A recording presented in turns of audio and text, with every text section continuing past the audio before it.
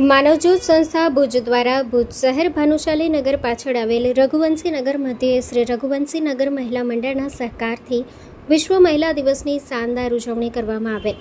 આ પ્રસંગે કાર્યક્રમનું અધ્યક્ષપદ ભરતભાઈ રાણાએ શોભાવ્યું હતું। પ્રારંભે જિલ્લા કાનૂની સેવા સત્તા મંડળ ભુજના પેરાલીગલ વોલેન્ટિયર પ્રબોધભાઈ મુનવર તથા પૃથ્વીરાજસિંહ જાડેજાએ મહિલાઓ માટેના કાયદા અને સુરક્ષાની સમજ પૂરી પાડી હતી।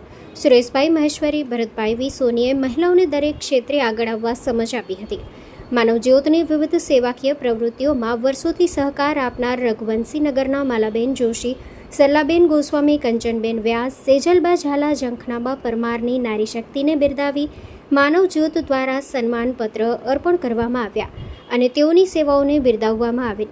કાર્યક્રમનું સંચાલન પ્રબોધ મુનવરે, આભાર વિધિ પ્રવીણ ભદ્રાએ કરેલ। વ્યવસ્થા આનંદરાય, સોની, કનૈયાલાલ અબોટી તેમજ લક્ષ્મણ ગર ગોસ્વામીએ સંભાળી હતી।